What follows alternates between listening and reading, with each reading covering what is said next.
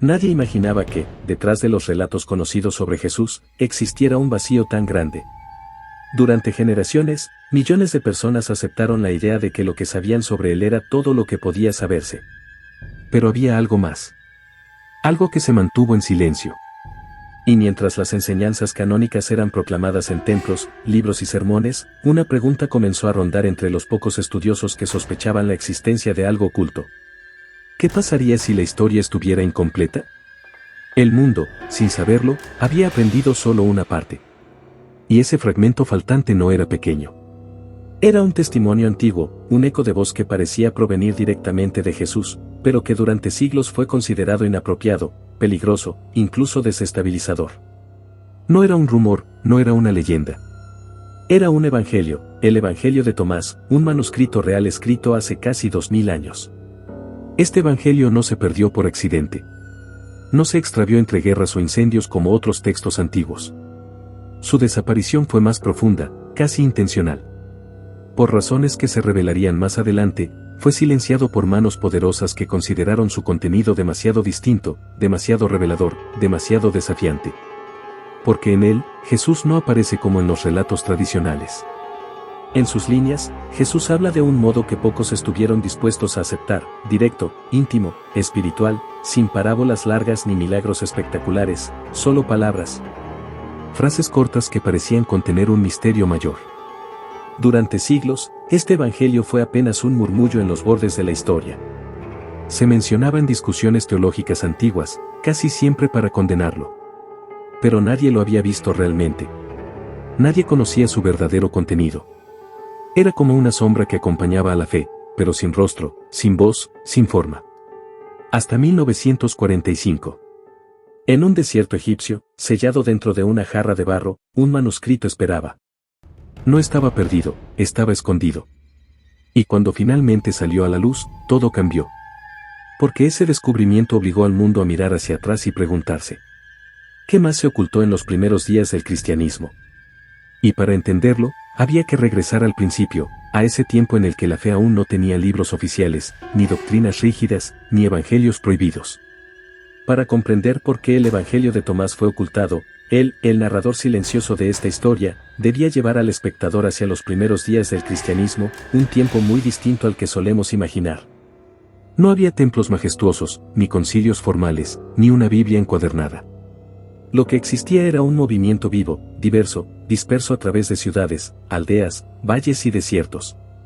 Un movimiento que trataba de entender quién era realmente Jesús y qué significaban sus palabras. En aquel entonces, cada comunidad tenía su propia memoria de las enseñanzas. Algunos recordaban parábolas, otros conservaban discursos, otros repetían frases breves que los discípulos aseguraban haber escuchado directamente de él. No había aún un canon, no había un estos son los textos correctos y estos no. Había, más bien, un océano de escritos y tradiciones orales, cartas, colecciones de dichos, relatos de milagros, testimonios de testigos, narraciones sobre su pasión y resurrección, himnos, poemas espirituales y textos con reflexiones profundas sobre el reino. Jesús había dejado una huella tan grande que muchos se sintieron impulsados a registrarla. Algunos de esos textos se convirtieron después en los evangelios que conocemos hoy, Mateo, Marcos, Lucas y Juan. Pero antes de que estos fueran considerados oficiales, coexistían con otros relatos que circulaban de mano en mano, entre ellos el Evangelio de Pedro, el de María Magdalena, el de los egipcios, y, sí, el Evangelio de Tomás. Nadie, en esos primeros años, hubiera imaginado que siglos más tarde solo un puñado de esos escritos sería permitido y el resto se perdería o sería prohibido.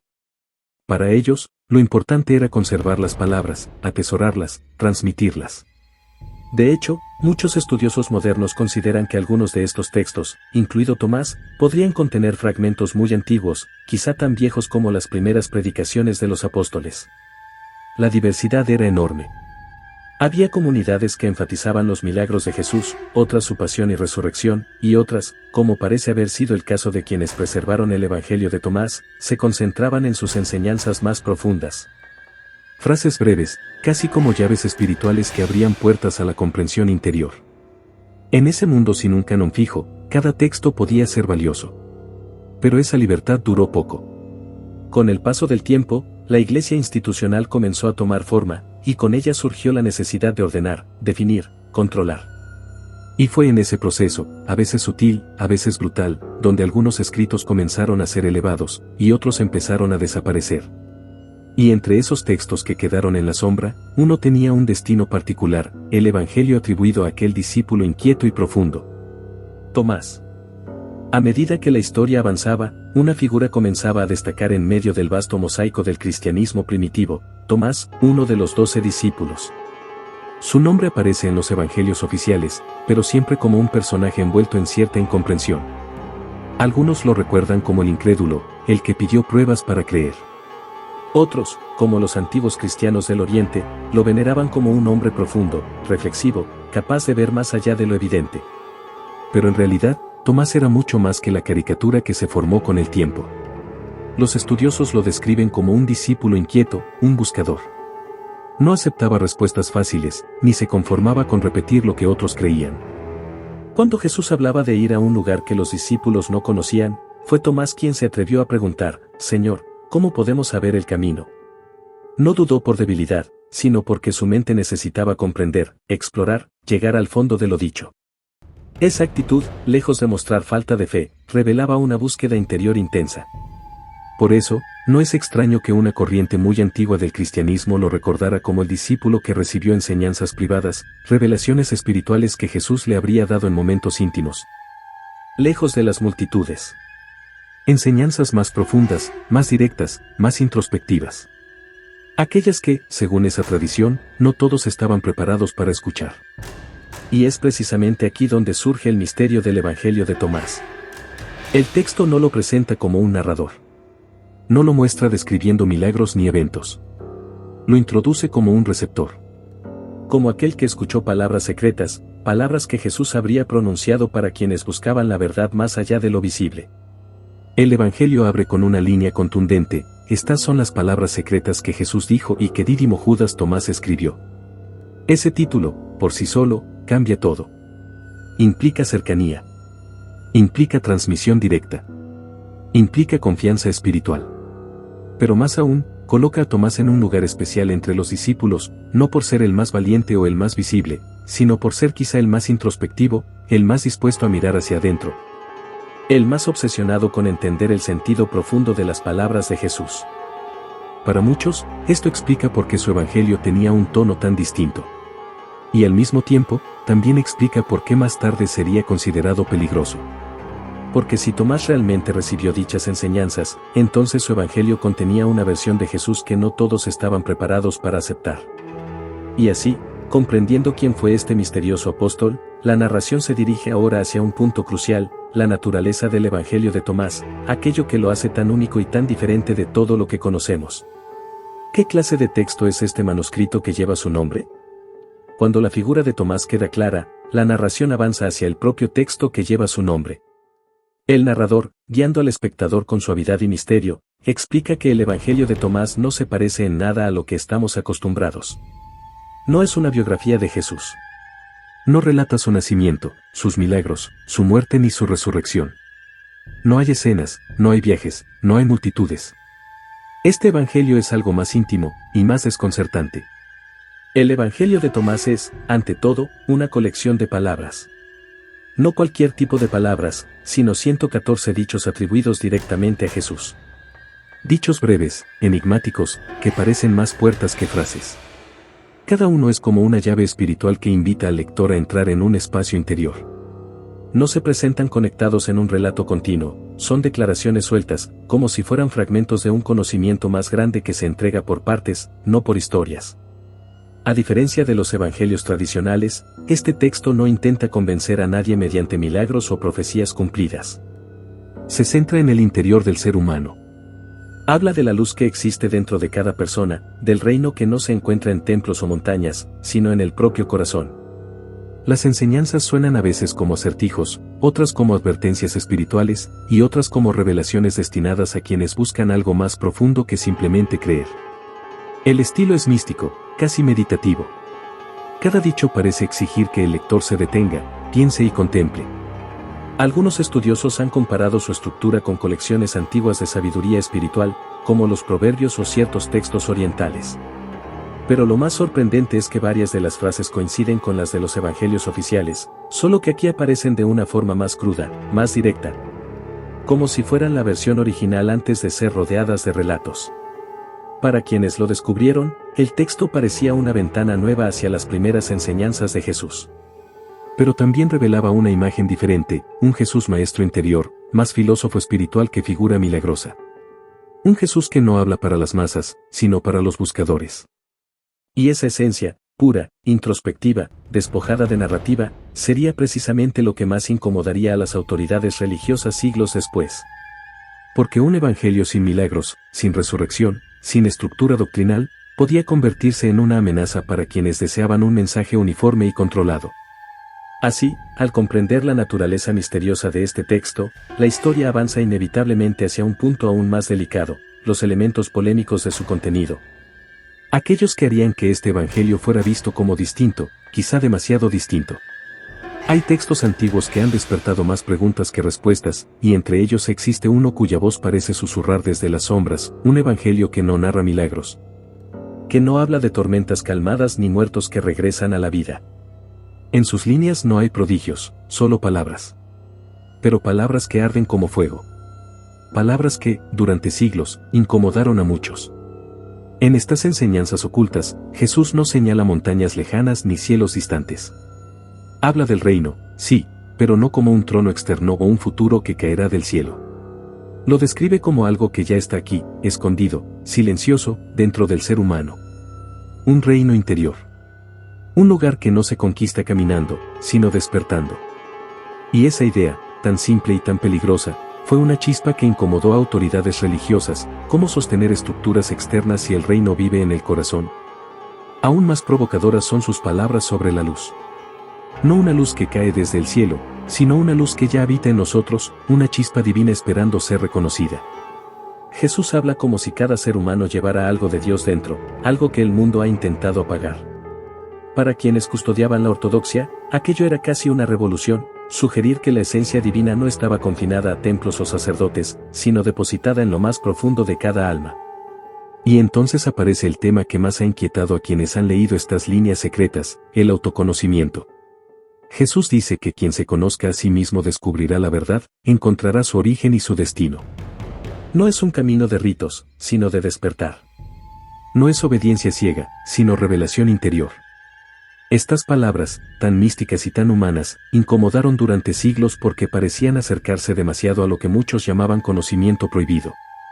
Pero quizá lo más desconcertante de todo es lo que no aparece en este texto: no hay milagros. No hay multitudes, no hay prodigios. Aquí Jesús no demuestra, revela. No actúa, habla. Es un maestro silencioso, un guía que entrega claves envueltas en misterio. Y justamente por eso este evangelio fue visto como una pieza incómoda, porque mostraba a un Jesús no triunfante, sino enigmático, que invitaba al oyente a descubrir el reino dentro de sí. La luz dormida y el camino del autoconocimiento. Muchos lo consideraron peligroso. Otros lo vieron como un tesoro perdido. Y hoy, quienes lo encuentran sienten que están leyendo algo casi prohibido, una enseñanza que, lejos de los milagros visibles, apunta a un milagro más profundo, el de descubrir quién eres realmente.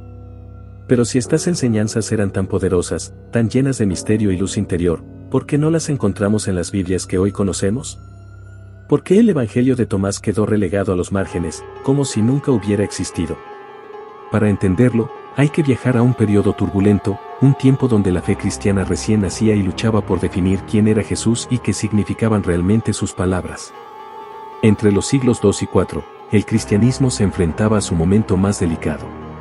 Pequeñas comunidades dispersas, interpretaciones variadas y cientos de escritos circulaban de un lugar a otro. Era una época de debate intenso, de búsqueda de identidad, de miedo a la división. Los líderes de la Iglesia, viendo la diversidad de textos que afirmaban contener palabras de Jesús, comenzaron un proceso largo y complejo: decidir qué era aceptable y qué era peligroso. Y fue allí donde el Evangelio de Tomás se convirtió en un problema. Sus palabras, llenas de simbolismo, no hablaban de arrepentimiento ritual, ni de normas externas, ni de estructuras eclesiásticas. No mencionaban la cruz, ni la resurrección física, ni la autoridad apostólica establecida. En cambio, insistían en algo que para muchos líderes sonaba inquietante: que el reino estaba dentro, que la luz dormía en cada persona, que el verdadero camino era despertar, no obedecer.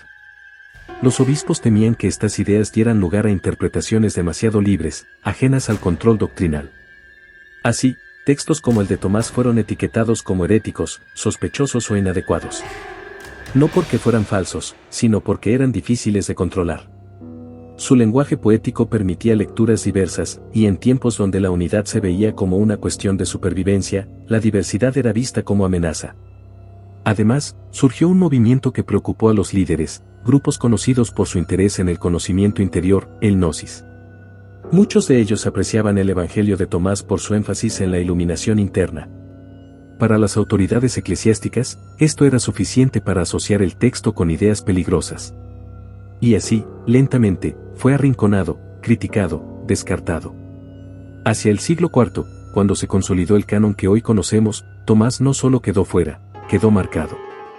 No como un evangelio alterno, sino como un libro que debía ser olvidado. Un eco incómodo de un Jesús que invitaba a mirar hacia adentro. Y así comenzó su ocultamiento, no ardiendo en hogueras visibles, sino desapareciendo de los púlpitos y de las manos del pueblo. Un silencio impuesto que duraría siglos, hasta que el desierto egipcio decidiera hablar. El silencio que cayó sobre el Evangelio de Tomás no fue inmediato, pero sí inevitable. Una vez que los líderes de la Iglesia lo señalaron como un texto incómodo, comenzó un proceso mucho más sutil que cualquier decreto oficial, simplemente dejó de copiarse.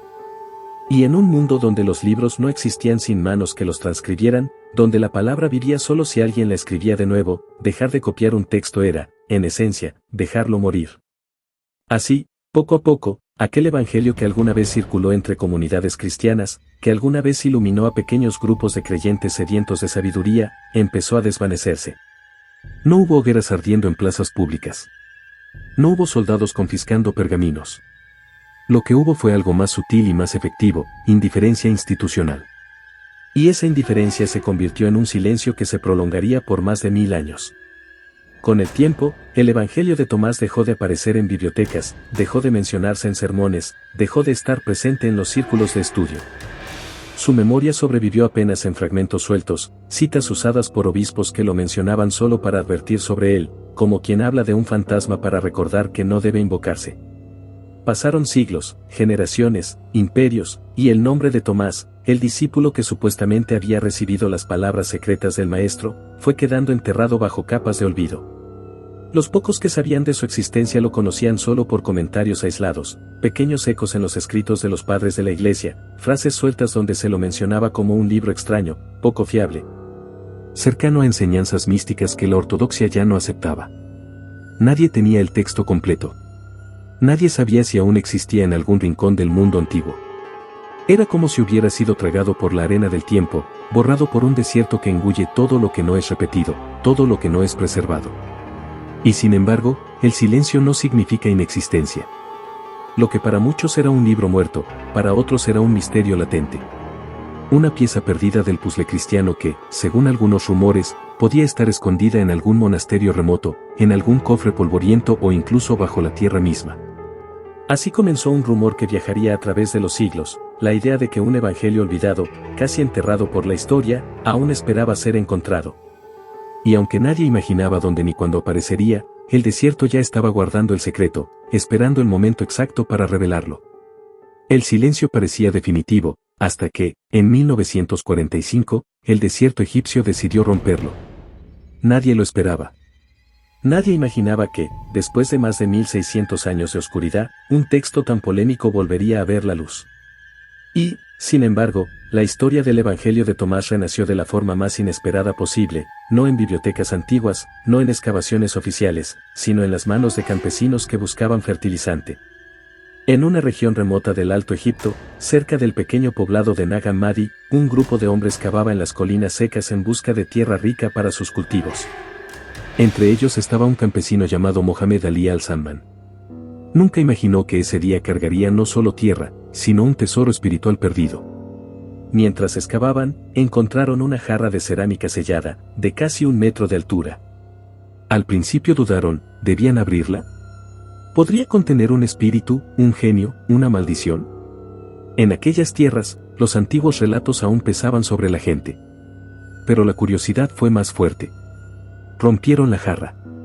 Y lo que salió no fue polvo, ni monedas, ni joyas, sino algo aparentemente inútil, 13 códices de papiro, cuidadosamente encuadernados en cuero, escritos en un idioma antiguo.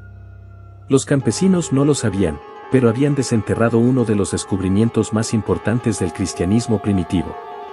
Dentro de esos códices se encontraba una colección de textos desconocidos, muchos de ellos jamás mencionados en los evangelios canónicos. Entre ellos, estaba un manuscrito que cambiaría la historia, el Evangelio de Tomás. No una copia fragmentada, no una referencia suelta, sino el texto completo, preservado sorprendentemente bien por la sequedad del desierto. Era como si el tiempo mismo lo hubiera custodiado, esperando que el mundo estuviera listo para escucharlo.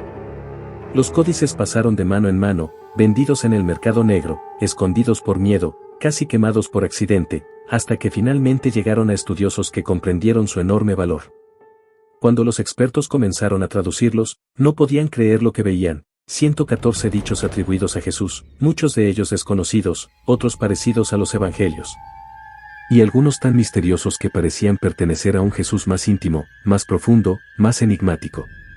El Evangelio de Tomás había vuelto. Había sobrevivido a siglos de silencio, persecución, olvido y polvo. Y ahora, sus palabras secretas estaban nuevamente sobre la mesa, dispuestas a desafiar al mundo moderno igual que habían desafiado a la Iglesia antigua. Pero su reaparición no sería tranquila.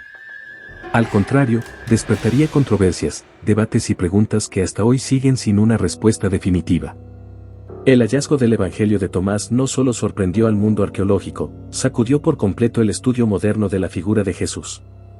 Era como si una ventana que llevaba siglos sellada se hubiera abierto de golpe, dejando que un aire antiguo, incómodo y lleno de preguntas inundara las salas silenciosas de las universidades y los institutos bíblicos. Los expertos, acostumbrados a trabajar con los mismos 4 evangelios desde hacía generaciones, ahora enfrentaban un enigma que no encajaba en ninguna categoría conocida. Porque el Evangelio de Tomás no era un simple manuscrito más. No era un comentario tardío ni un texto legendario. Era una colección de palabras atribuidas directamente a Jesús, sin narración, sin milagros, sin contexto. Solo dichos. Puro mensaje. Una voz desnuda, sin adornos, sin historias alrededor. Y eso era exactamente lo que volvía su estudio tan explosivo. Los investigadores comenzaron a preguntarse, ¿podrían algunos de estos dichos ser tan antiguos como los que encontramos en los evangelios oficiales? ¿Incluso más antiguos? Algunos especialistas afirmaron que ciertos pasajes de Tomás parecían provenir de una tradición primitiva, quizás anterior a los escritos de Mateo y Lucas. Otros fueron aún más lejos y dijeron que el Jesús de Tomás parecía más cercano al Jesús histórico, menos envuelto en relatos milagrosos y más centrado en la sabiduría espiritual. De pronto, el debate sobre quién fue Jesús cambió de dirección. Ya no era solo el predicador del reino venidero, ahora también aparecía como un maestro de introspección, de conocimiento interior, de revelación personal. Y eso abrió una grieta en los estudios académicos. Habían existido diferentes corrientes de enseñanza desde el mismo origen del cristianismo. Escuelas que entendían las palabras de Jesús bajo lentes distintas, algunas más místicas, otras más apocalípticas. Su descubrimiento también obligó a revisar la idea del canon. Si un texto como Tomás existió desde muy temprano, circuló ampliamente y fue valorado por comunidades enteras, ¿por qué había sido excluido? ¿Fue una cuestión teológica o política? ¿Qué otros evangelios pudieron haberse perdido en el proceso de definir una sola versión aceptada de la fe? Los debates se multiplicaron. Artículos, congresos, estudios completos comenzaron a girar alrededor de este texto. Y lo más llamativo de todo, el Evangelio de Tomás empezó a atraer el interés no solo de teólogos, sino de psicólogos, filósofos y buscadores espirituales. Su lenguaje introspectivo parecía hablar directo al ser interior, como si cruzara los siglos para volver a despertar una inquietud antigua, y si la clave del mensaje de Jesús no estuviera afuera, sino adentro. Lo que era un texto enterrado había renacido como un terremoto académico. Y, sin embargo, aún quedaba una última pregunta, tal vez la más desafiante de todas: ¿qué lugar debía ocupar este evangelio en la espiritualidad contemporánea? El renacimiento del Evangelio de Tomás no solo provocó debates académicos, también abrió un espacio espiritual que muchos no estaban preparados para enfrentar. Porque, más allá de la historia, más allá del canon, más allá de la arqueología, lo que realmente inquietó al mundo fueron sus palabras. Dichos breves, pero cargados de un poder desconcertante. Frases que parecen simples, pero que actúan como llaves, abriendo puertas que tal vez el lector no sabía que tenía cerradas. Entre esos dichos, uno de los más citados, y de los más enigmáticos, dice: si sacas lo que está dentro de ti, lo que sacas te salvará. Si no sacas lo que está dentro de ti, lo que no saques te destruirá. Estas palabras, atribuidas directamente a Jesús, no hablan de doctrinas externas ni de creencias impuestas. Hablan de la oscuridad y la luz que viven en el corazón humano. Para muchos lectores contemporáneos, este dicho ha sido un espejo, una invitación a enfrentar lo que se esconde en lo profundo del alma, aquello que necesita salir para sanar. Otro dicho profundamente impactante es aquel donde Jesús declara: el reino está dentro de ustedes y fuera de ustedes. Aquí, el maestro parece tender un puente entre el mundo interior y el exterior, recordando que lo divino no es un lugar lejano ni un premio futuro, sino una realidad presente que se manifiesta tanto en el silencio del corazón como en la creación que nos rodea. Para buscadores espirituales modernos, estas palabras han despertado una espiritualidad más viva, más intuitiva, menos dependiente de estructuras y más centrada en la experiencia directa de lo sagrado. Y luego está una de las frases más provocadoras del texto: conócete a ti mismo y sabrás que tú. Y luego está una de las frases más provocadoras del texto: conócete a ti mismo y sabrás que tú eres hijo del Padre viviente. Este dicho ha sido interpretado de mil maneras, y en todas ellas se siente el eco de un llamado profundo. El verdadero conocimiento no es acumulación de datos, ni repetición de dogmas, sino una revelación íntima. Para muchos, esta línea ha sido una chispa que despertó procesos de introspección, meditación y transformación personal. En la lectura contemporánea, estos dichos han sido vistos como desafíos y consuelos. Algunos sienten que confrontan, otros que iluminan. Pero todos coinciden en algo: el Evangelio de Tomás no busca que el lector crea, sino que despierte. No exige obediencia, exige conciencia. No señala un camino externo, sino uno interior. Por eso, en pleno siglo XXI, estas palabras antiguas siguen resonando con fuerza. Porque parecen hablarnos directamente, sin intermediarios, como si aquel maestro caminando por los caminos polvorientos de Galilea siguiera susurrando lo mismo que hace 2000 años, que el reino está cerca. Sorprendentemente cerca. Y que descubrirlo es, quizá, el viaje más profundo que podemos emprender. Si estas palabras te hicieron pensar, si despertaron algo dentro de ti, si sentiste que hay verdades antiguas que apenas estamos comenzando a redescubrir, entonces este viaje no termina aquí. El Evangelio de Tomás es solo una puerta entre muchas. Hay más textos ocultos, más historias prohibidas, más misterios que fueron silenciados, pero que hoy vuelven a hablar. En este canal, Dios habla hoy, desenterramos esas voces. Traemos a la luz lo que fue escondido. Narramos lo que nadie se atreve a contar. Si quieres seguir explorando revelaciones antiguas, secretos bíblicos y mensajes profundos que pueden transformar tu fe y tu manera de ver el mundo, suscríbete ahora.